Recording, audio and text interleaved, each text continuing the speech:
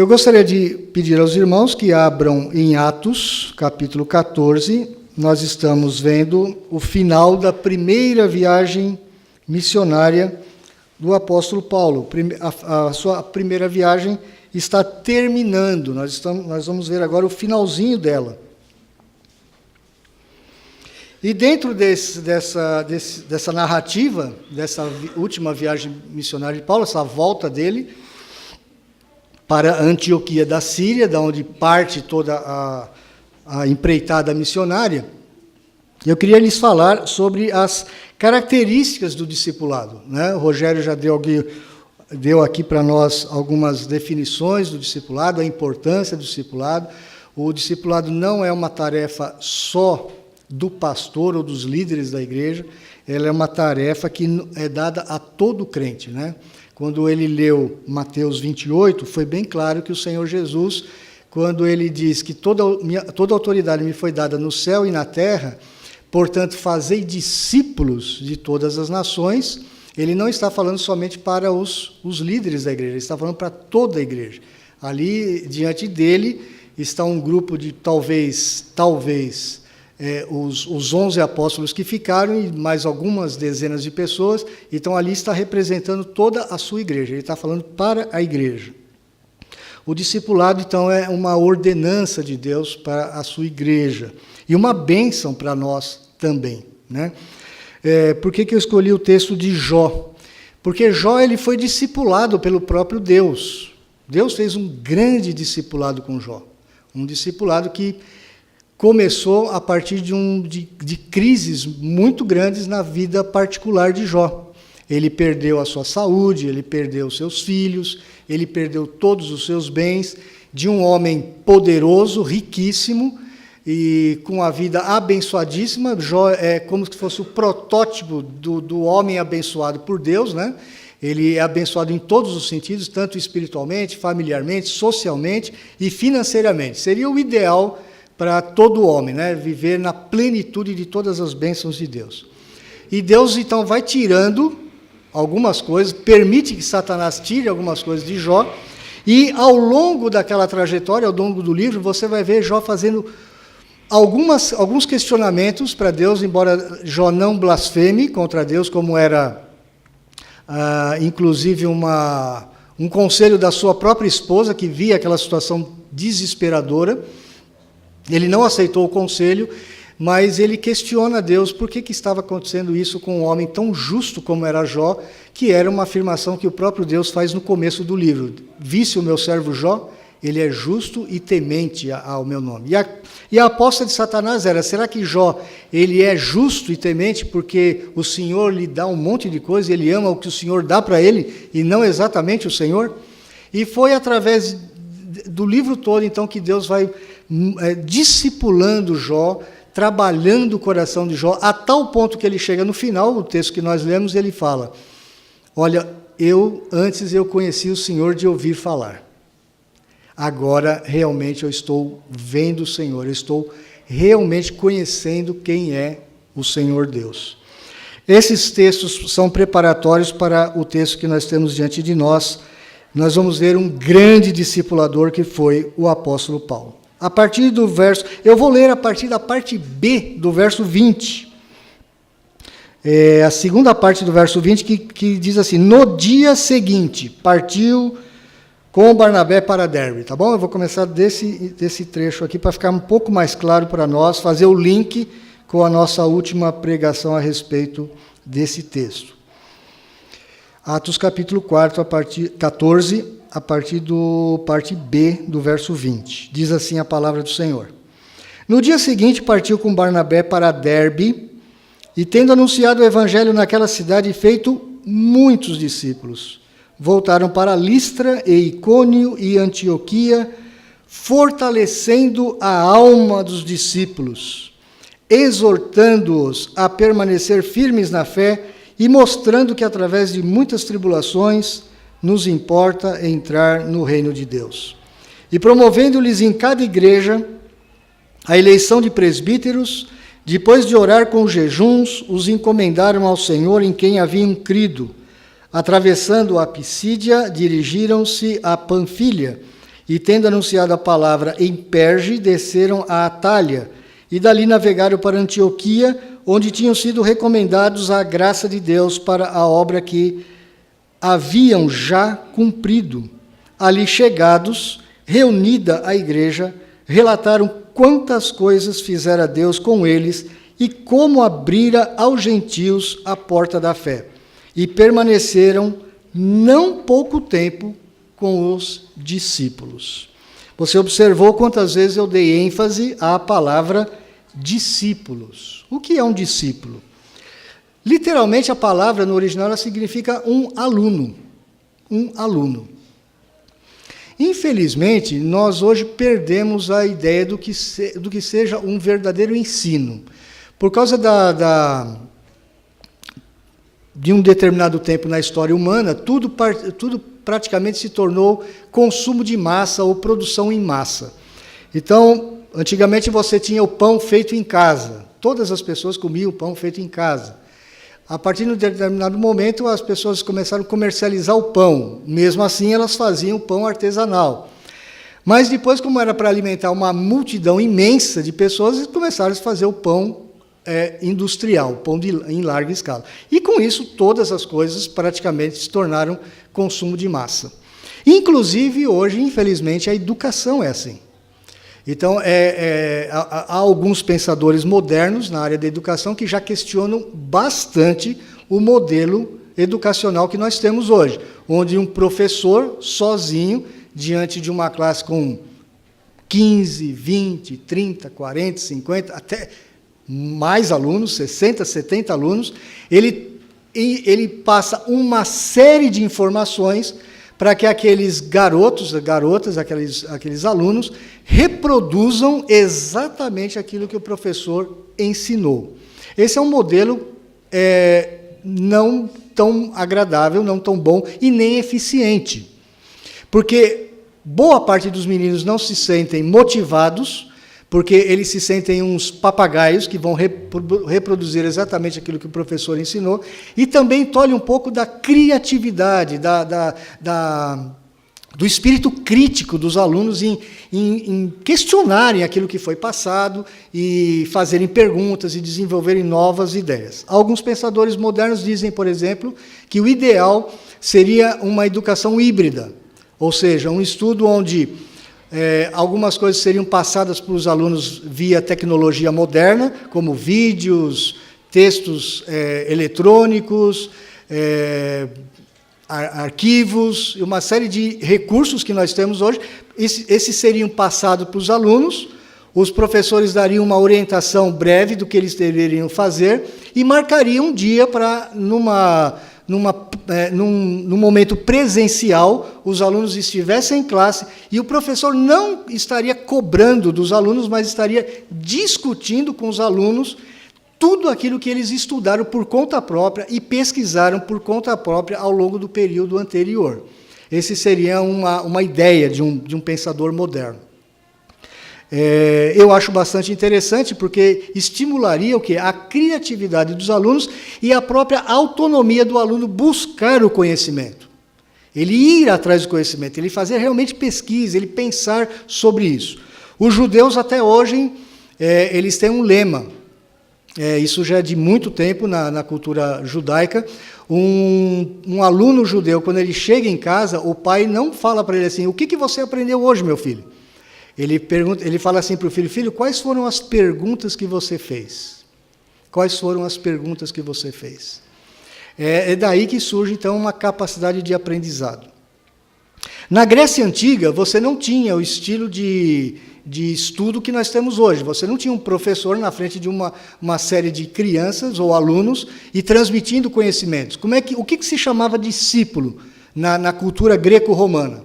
Você tinha um mestre, você tinha no nosso caso, o professor, que vivia com os seus discípulos.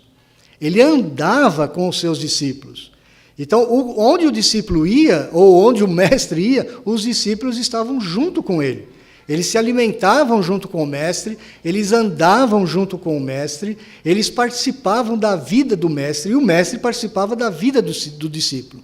O próprio Senhor Jesus usou esse modelo de ensino. O Senhor Jesus, com seus 12 apóstolos, ele fez exatamente isso ao longo de quase 3 anos. Ele andou com os seus discípulos. É claro que hoje, nas escolas como nós conhecemos, nós não temos isso de forma prática, e nem ao menos na escola dominical. Hoje, a nossa escola dominical, nós não temos esse modelo. Não conseguimos ter esse modelo. Mas por que esse modelo é tão importante? Porque você não simplesmente vai trabalhar com a área cognitiva da pessoa, ou seja, jogar informações para a pessoa. Você vai trabalhar tudo aquilo que envolve o conhecimento cognitivo, as emoções, a vontade, as motivações, como colocar aquilo em prática, como que aqueles ensinos se tornam relevantes no dia a dia. Esse é verdadeiramente o modelo mais produtivo de ensino, de aprendizado. Essa era a ideia que os povos antigos e Paulo tinha do discipulado. Você veja, agora caminhando mais um pouco para o nosso texto, Paulo ele passou por uma região que, muito provavelmente, ele não conhecia. Era uma região que ficava distante da sua casa, originalmente. Ele não conhecia aquela região. Era uma região, em alguns aspectos, em alguns caminhos pelos quais ele passou, bastante perigosa. Ele subiu montanhas, ele passou por estradas apertadas, estradas que tinham salteadores. Ele não está ali perto de Roma. Roma tinha uma outra estrutura. E vocês acompanharam as últimas pregações dessa primeira viagem missionária, que ele passou por cidades, e em todas elas, como é que ele saiu dessas cidades?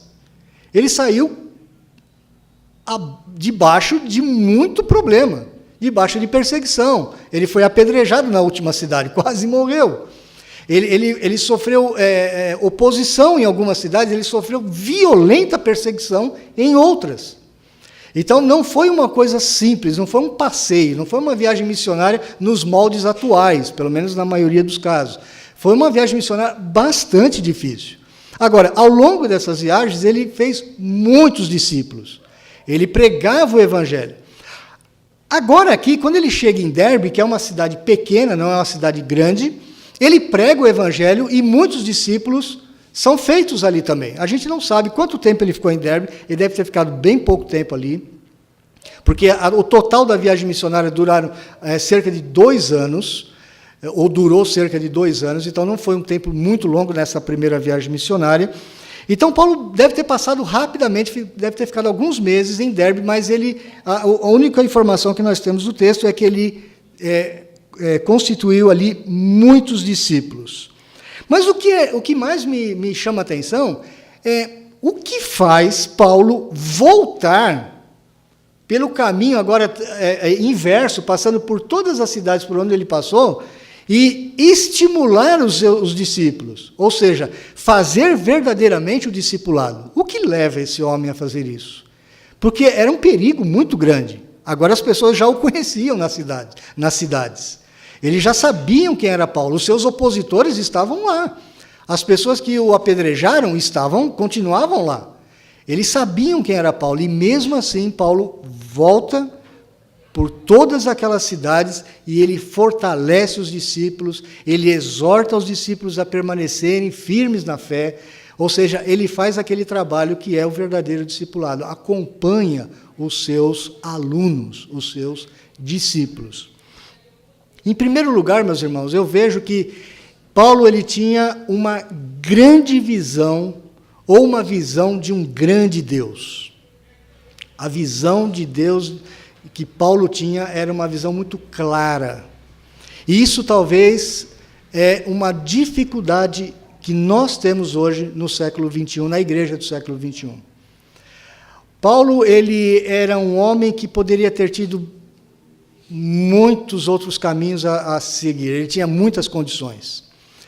E ele foi chamado por Jesus Cristo, mas ele tinha uma visão de Deus muito grandiosa. Ele tinha um apreço pela santidade, pelo poder de Deus, pela grandeza de Deus, que fazia com que ele retornasse por aquele caminho perigoso e novamente estivesse visitando as cidades e fazendo os discípulos. Você vai ver isso no final do texto. Por exemplo, quando a igreja está toda reunida para que eles apresentem o relatório, olha só o que eles relatam. Eles relataram quantas coisas fizera Deus com eles e como abrira aos gentios a porta da fé. Parece simples essas frases ou essas afirmações, mas elas são muito importantes.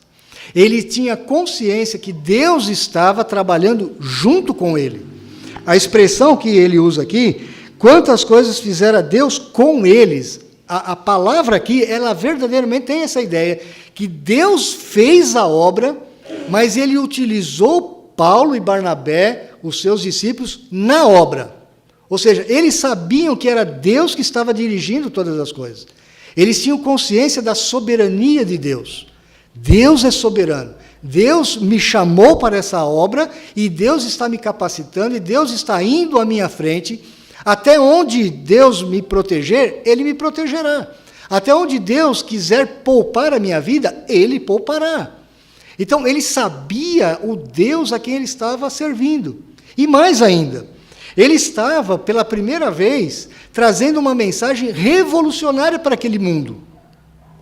Todas as religiões antigas, assim como todas as religiões modernas, elas partem daquilo que o homem pode oferecer a Deus. Como que o homem pode buscar a Deus de alguma forma? Através de uma religião, através de uma oferta, através de uma obra. O que Paulo está pregando é: Deus se revelou à sua igreja, Deus se revelou à humanidade através do seu Filho.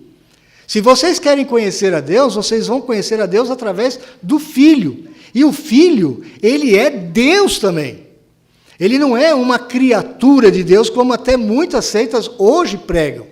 Que Jesus, ele embora seja uma criatura extremamente evoluída, uma criatura extremamente grande, ele não é Deus. Muitos ainda pregam dessa forma. E Paulo estava mostrando, não, porque Deus ele é tão imenso, Deus ele é tão extraordinário, ele é tão infinitamente grande, poderoso, cheio de tanta glória, cheio de tantos atributos, que por mais que ele pegasse a criatura mais excelente da humanidade, ele não ia realmente mostrar exatamente o que ele é para o seu povo. Teria que ser realmente o Filho de Deus.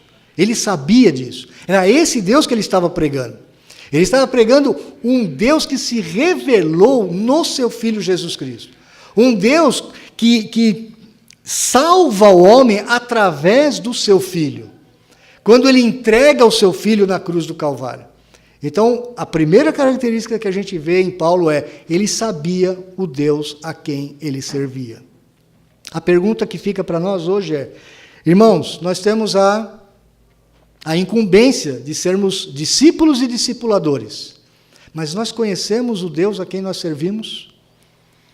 Nós temos ideia de quem é esse Deus? Será que nós temos gasto tempo na palavra para sabermos quais são as características desse Deus?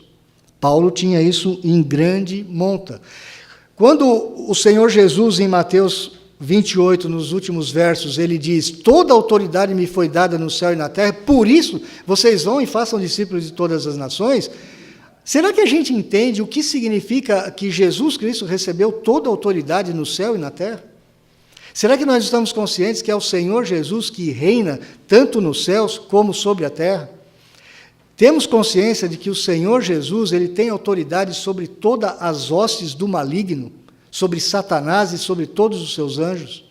Será que nós temos consciência clara de que que Jesus Cristo ele é o verdadeiro governante, não só do Brasil, mas do estado de São Paulo, da cidade de Guarulhos e de todos os povos da terra?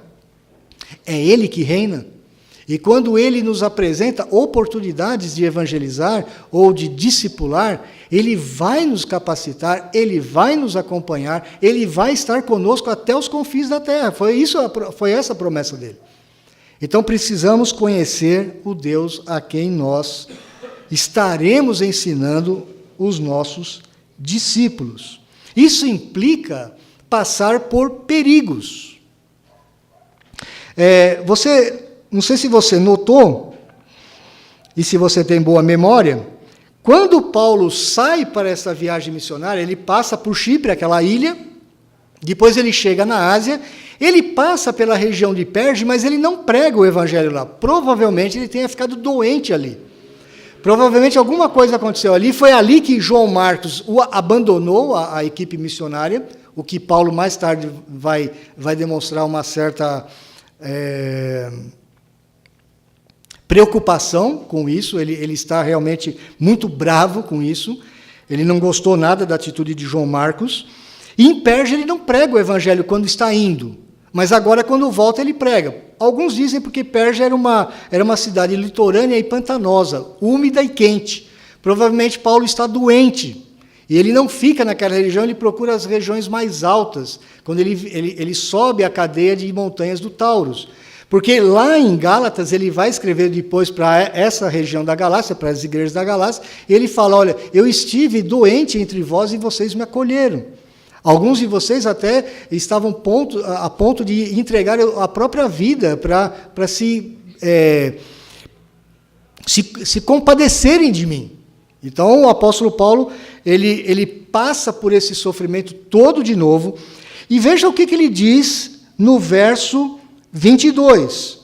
Quando ele está conversando com os discípulos, ele está fortalecendo a alma dos discípulos. O que significa fortalecendo a alma dos discípulos? Aqueles discípulos estavam passando por problemas. Eles tinham passado a crer em Jesus Cristo. Talvez muitos tenham perdido seus empregos. Talvez muitos tenham sido expulsos nas sinagogas. Então, muitas dificuldades aqueles irmãos estavam passando. E Paulo, então, fortalece a alma, ou seja, ele está animando aqueles irmãos. Permaneçam firmes. Ele vai passar um tempo naquelas igrejas, estimulando os irmãos e fortalecendo as suas almas. No entanto, veja como que continua. Ele exorta-os a permanecer firmes na fé e mostrando que, através de muitas tribulações, nos importa entrar no reino de Deus. Hoje a gente vive rodeado do evangelho da prosperidade, né? As pessoas pregam muito tranquilamente, venha para Jesus e tudo na sua vida vai ser um mar de rosas, não vai ter problema nenhum. Mas quando você vai para 2 Timóteo, eu gostaria que os irmãos abrissem em 2ª carta de Paulo a Timóteo, capítulo 3, a partir do verso 10, para ficar mais claro, você vai ver que essa não é a mensagem da Escritura. Nunca foi a mensagem da Escritura. E não era a mensagem que Paulo apresentava para aqueles irmãos. Ele diz assim, para Timóteo, o jovem pastor Timóteo, tu, porém, tens seguido de perto o meu ensino, procedimento, propósito, fé, longanimidade ou grande paciência, amor, perseverança, as minhas perseguições e os meus sofrimentos, quais me aconteceram em Antioquia, Icônio e Listra, as outras 3 cidades. Que variadas perseguições eu tenho suportado. De todas, entretanto, me livrou o Senhor. Mas veja o que ele fala logo a seguir. Ora, todos quantos querem viver piedosamente em Cristo Jesus serão perseguidos. Uma outra característica que nós temos, meus irmãos, quando discipulamos alguém, é sermos bastante realistas. Não desanimar o fiel, não desanimar o nosso discípulo, não desanimar o nosso irmão, mas saber tratar com os reveses da vida e com as dificuldades, com o sofrimento. Devemos, sim, na medida que nós podemos, minimizar as dificuldades, devemos mitigar o mal, devemos ajudar as pessoas, devemos contribuir, devemos realmente discipular, essa é a palavra, mas devemos também treinar as pessoas a suportarem os sofrimentos decorrentes das perseguições. Não os sofrimentos decorrentes do pecado, esses devem ser tratados como pecado. Mas os sofrimentos decorrentes das perseguições, o fato de você se tornar cristão e você começar a perder algumas coisas na sociedade onde você vive, você tem que preparar as pessoas e alertá-las. Olha, isso é natural que aconteça. E você vai ter que ser fortalecido pelo próprio Senhor Jesus, e a sua esperança não está exatamente neste mundo, ou nesta vida. Então, essa é uma característica do ensino que o apóstolo Paulo tem ao retornar às igrejas e ensinar aqueles irmãos, prepará-los. Meus irmãos, nós somos discipuladores o tempo todo, algumas vezes até mesmo sem querer ser discipulador, você é um discipulador. Principalmente nós pais, nós que temos filhos. Você é um discipulador dos seus filhos. A questão é saber se você vai ser um bom ou um mau discipulador. Só essa. Mas você é um discipulador do seu filho. Ele está o tempo todo vendo você. Ele está olhando o tempo todo para você, principalmente quando eles são pequenos, crianças. Eles estão olhando para ver como que você reage às dificuldades. Ele está olhando para você quando você reage às injustiças do mundo, ao sofrimento. Ele está o tempo todo olhando para você. Ele quer saber muitas coisas a respeito da fé que você professa. Então você é um discipulador. Você, às vezes, é um discipulador não só do seu filho, do seu neto, você é um discipulador de amigos no trabalho, amigos na escola, vizinhos. Às vezes as pessoas se chegam para você e fazem perguntas. Escuta, como é que eu faço, como é que eu resolvo esse caso aqui? Como é que eu resolvo esse caso acolá? Então, o tempo todo você está sendo chamado a ser um discipulador, um mestre. Não no sentido formal da palavra, mas no sentido informal, no sentido do dia a dia.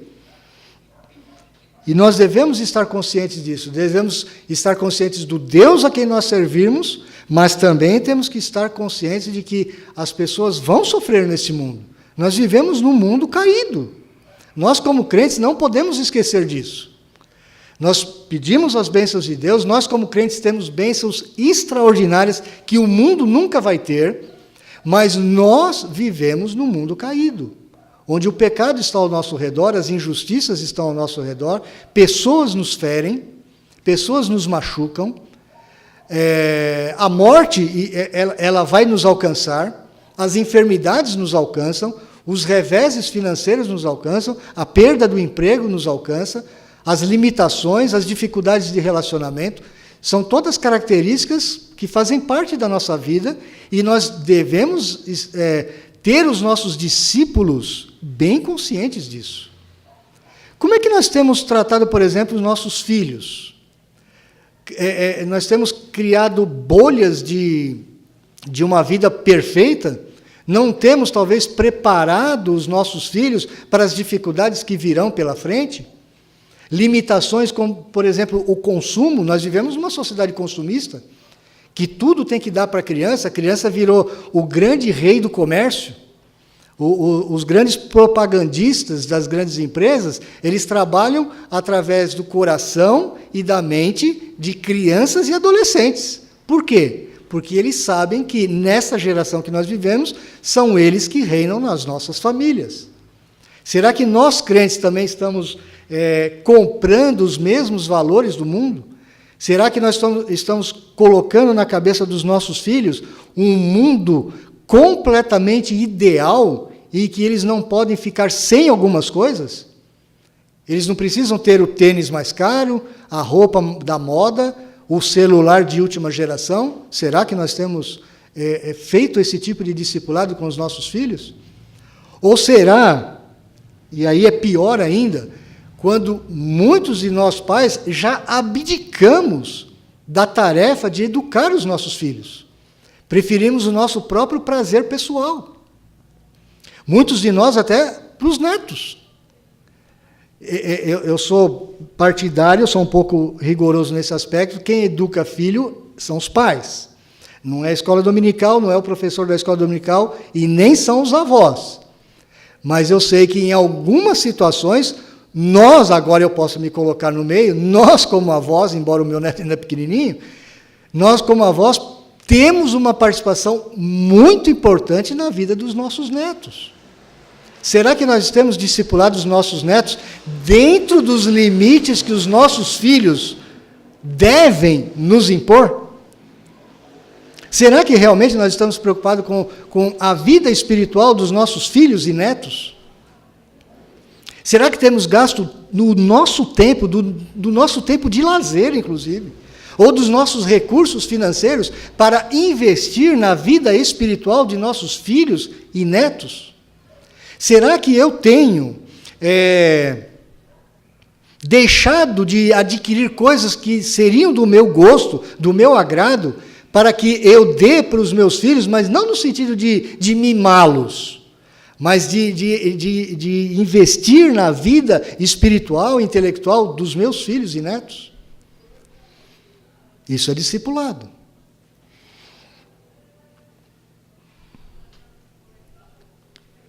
Um outro aspecto que Paulo usa. No verso 22, ele também diz para exortando-os, aqueles discípulos que ele visitava, a permanecer firmes na fé. O apóstolo Paulo tinha um conhecimento da Escritura absurdo. Ele foi escolhido pelo próprio Senhor Jesus. Ele recebeu visões do próprio Senhor Jesus que ele nem mesmo nos revelou, nos falou, porque o próprio Senhor falou que não era para revelar. Então ele tinha um conhecimento do Senhor Jesus muito profundo, ele tinha intimidade com o Senhor Jesus. Ele conhecia realmente o Deus a quem ele pregava. Será que nós temos isso para passar para os nossos discípulos? E quando eu estou falando discípulo, eu quero lembrá-los. Meu filho, meu neto, meu amigo de escola, meu amigo de vizinhança, meu amigo de trabalho, ou as pessoas que Deus colocar até mesmo na igreja, como meus discípulos. Eu tenho me preocupado em realmente passar a palavra de Deus, a fé aqui é o sistema de doutrina de Deus para o meu discípulo. Paulo tinha essa preocupação. Ele sabia que essas coisas eram importantes para os seus discípulos, porque ele passava rapidamente por aquelas cidades. Veja, tudo aquilo que a gente tem pregado desde o capítulo 13, quando Paulo e Barnabé saem lá de Antioquia da Síria, durou 2 anos. Só 2 anos. Parece que ele passou muitos anos fazendo tudo isso. Não, foram 2 anos. Foi rápido aquela primeira viagem missionária. Foi rápida. Vocês devem se lembrar que eles, além de trabalharem por conta própria para se sustentarem durante esses 2 anos, os irmãos de Antioquia da Síria também estavam apoiando financeiramente os missionários.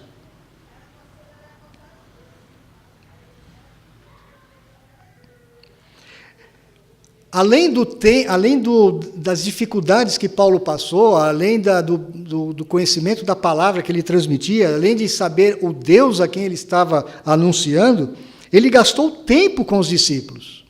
O último versículo, quando ele volta para Antioquia da Síria, diz que eles permaneceram, Paulo e Barnabé, provavelmente Lucas está aqui também. Eles não permaneceram pouco tempo com os discípulos, eles passaram um bom tempo ali, fazendo os relatórios, fortalecendo, inclusive, a vida dos discípulos de Antioquia da Síria. Será que nós estamos prontos, meus irmãos, a gastar do nosso tempo? Quando eu falo gastar, eu não quero que os irmãos tenham ideia de que seria uma coisa negativa, mas é ganhar tempo com os nossos discípulos? Será que nós estamos dispostos a isso? Essa questão de discipulado ela é tão importante para Paulo, para a igreja, e é o que Lucas está querendo nos mostrar aqui.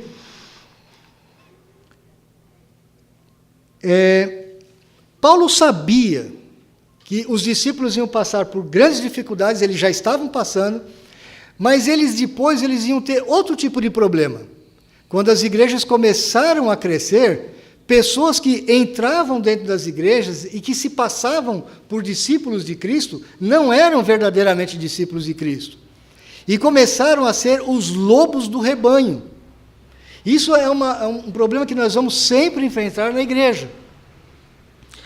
A preocupação de Paulo era tanta que ele estabelece já aqui presbíteros para as igrejas. A palavra presbítero, meu irmão, ela simplesmente significa ancião.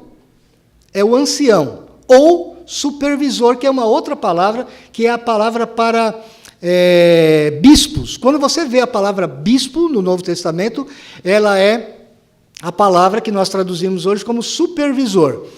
A ideia é a seguinte: são homens, que Paulo depois vai relacionar as características que esses homens devem ter lá nas cartas pastorais, que deveriam estar cuidando do rebanho. Então, os presbíteros ou bispos, que são os episcopos, os supervisores, não é que os bispos estariam acima dos presbíteros. Não é essa a ideia. A gente vai ver isso numa outra oportunidade em Atos. Você vai ver que tanto presbítero como bispo é a mesma função na igreja. Eles têm a mesma função. Qual é a função? Cuidar do rebanho, liderar o rebanho, cuidar para que a igreja não seja desviada na fé, não seja desviada dos seus caminhos. Então, aqueles irmãos têm essa incumbência. E Paulo tem tanto essa preocupação que, veja bem, no verso 23, e promovendo-lhes em cada igreja a eleição de presbíteros, depois de orar com jejuns, os encomendar ao Senhor em quem haviam crido. Isso aqui é um aspecto importante. Você lembra quando Paulo e Barnabé saem de Antioquia da Síria para começar a viagem missionária?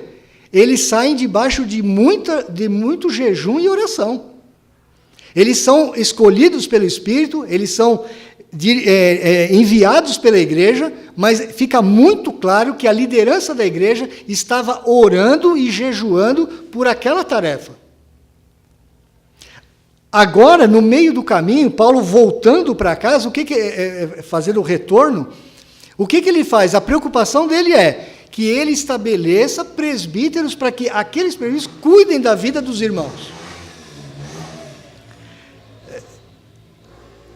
Cada vida aqui dentro dessa igreja, cada um de nós, inclusive eu, Rogério, Samuel, nós precisamos ser cuidados. Todos nós. Todos nós. Ninguém pode chegar aqui, bater no peito e falar assim: eu não tenho problema algum. Eu sou intransponível, nada me atinge. Não, meus irmãos, todos nós somos homens e mulheres fracos. Precisamos de auxílio uns dos outros. Por isso, o Senhor estabeleceu presbíteros na igreja, líderes na igreja, que ajudem os irmãos na sua caminhada de fé. Veja, isso aqui, nós estamos no ano 47 a 49 da era cristã.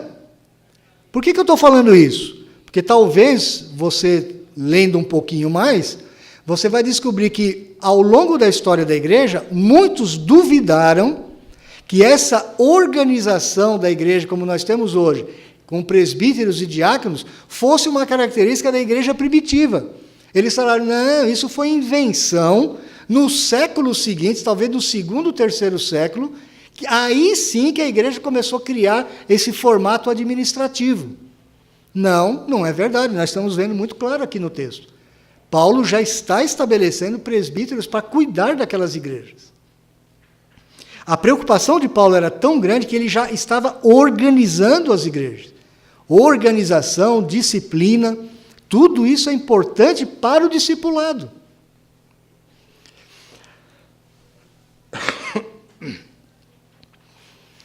Às vezes, meus irmãos,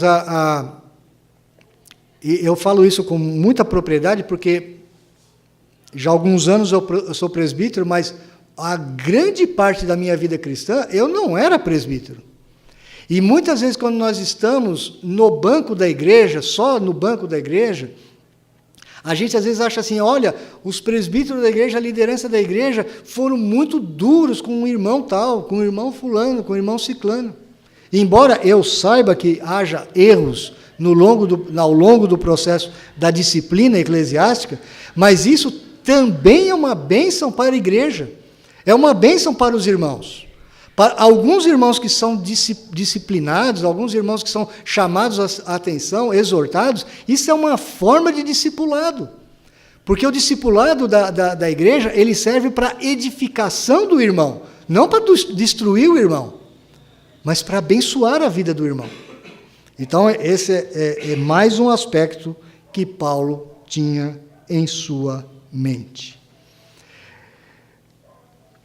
Meus irmãos, dentre todas essas características do discipulado, eu acho que a maior que Paulo tinha, e que eu gostaria até que você não esquecesse dessa de forma nenhuma, é entender a graça de Deus. Todos nós temos dificuldades com o discipulado, todos nós, eu e vocês. Nós temos dificuldades porque nós somos muitas vezes egoístas, nós buscamos os nossos próprios interesses pessoais, nós não queremos gastar tempo, alguns de nós, nem com os filhos, muito mais com pessoas que a gente nem conhece. Nós somos impacientes com as pessoas, nós achamos que as pessoas têm que aprender no nosso ritmo, no nosso tempo, e nós não temos longanimidade, como o próprio Deus tem. A palavra mais importante em tudo aqui é aquela que Paulo usa já no verso 26. E dali eles navegaram para Antioquia, agora da Síria, voltando, onde tinham sido recomendados à graça de Deus para a obra que haviam já cumprido. Em todo esse processo, meus irmãos, nós precisamos de depender da graça do Senhor Jesus Cristo. Ele, o Senhor Jesus, Ele é o discipulador perfeito, nós não. Nós precisamos dele. Inclusive, o sacrifício dele na cruz, quando ele morre na cruz, ele morre para perdoar os nossos pecados, até mesmo de negligência, quando nós somos negligentes.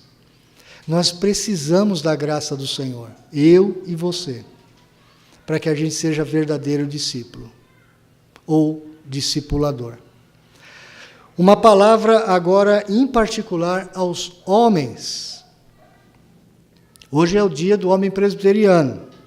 E eu quero dizer para os irmãos que não vieram na parte da manhã, que perderam. As irmãs da SAF fizeram aí uma grande comemoração para nós, homens presbiterianos. Nos fizeram um café delicioso. Eu quero agradecer mais uma vez às irmãs. Mas agora eu quero fazer um alerta a nós, homens, a mim, para começar em mim. Irmãos, homens, nós somos, por excelência, chamados a ser discipuladores. Nós somos discipuladores da nossa esposa. Ela é a nossa primeira discípula. Os nossos filhos, esses são em segundo lugar.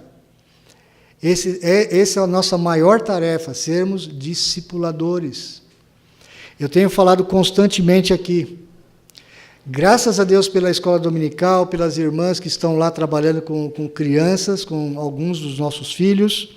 Louvamos a Deus por todos esses dons que Deus tem dado às irmãs. Mas a responsabilidade de educar o seu filho na palavra do Senhor é sua. Principalmente do marido crente. Eu sei que em alguns casos, algumas irmãs fazem o papel duplo.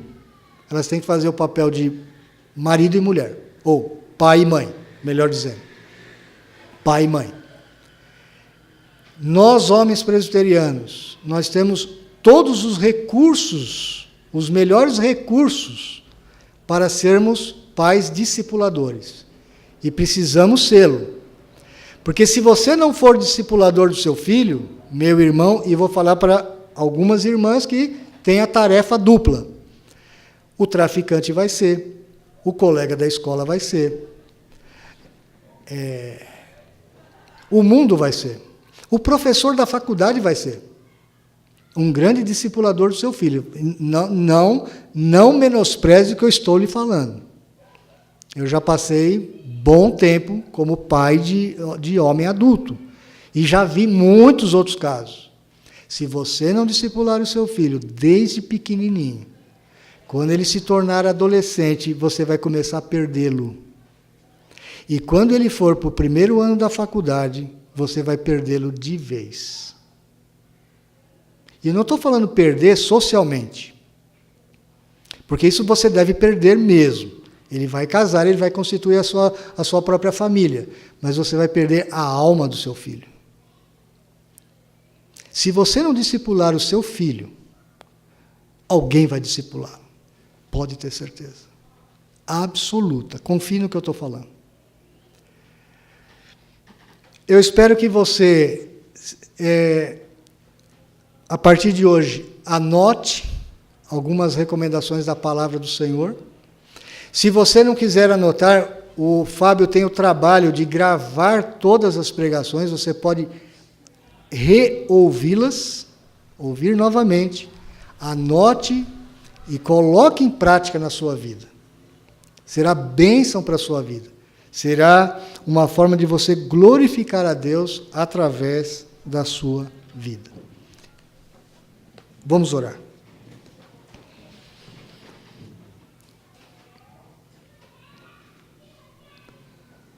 Pai, obrigado pela vida do apóstolo Paulo, mas muito mais te agradecemos por aquilo que o Senhor fez na vida dele. Por tudo aquilo que inclusive está registrado e chegou até nós hoje. Muito obrigado pela vida de Lucas, que teve um trabalho imenso, mas guiado pelo teu Espírito, preparou esse registro preciosíssimo que nós temos em nossas mãos e o privilégio de termos a liberdade e a capacidade de tirar desse texto lições tão preciosas para a nossa vida. Queremos te conhecer com mais profundidade, Senhor. Queremos conhecer mais da tua intimidade. Queremos conhecê-lo através do teu Filho, porque foi assim que o Senhor escolheu se revelar a nós. Assim, queremos conhecer a palavra do Senhor. Queremos, ó Deus, ter uma disposição de coração mais comprometida com a missão de discipuladores ou a missão do discipulado.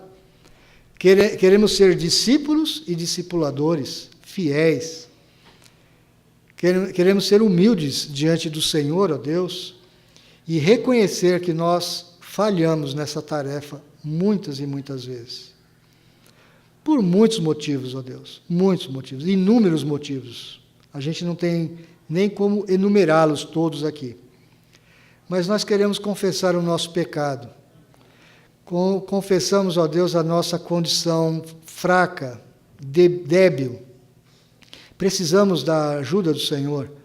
Precisamos pedir ao Senhor que o Senhor aplique a tua graça e o poder do teu Espírito à nossa vida, e que o Senhor transforme o nosso coração, e que no processo de santificação da nossa vida, nas resoluções firmes e dedicadas que nós fizemos ao querer conhecer a tua palavra e aplicar a tua palavra à nossa vida, a sermos mais parecidos com o teu Filho, nós sejamos ajudados pelo Senhor para cumprir essa grande e maravilhosa tarefa de discipulado.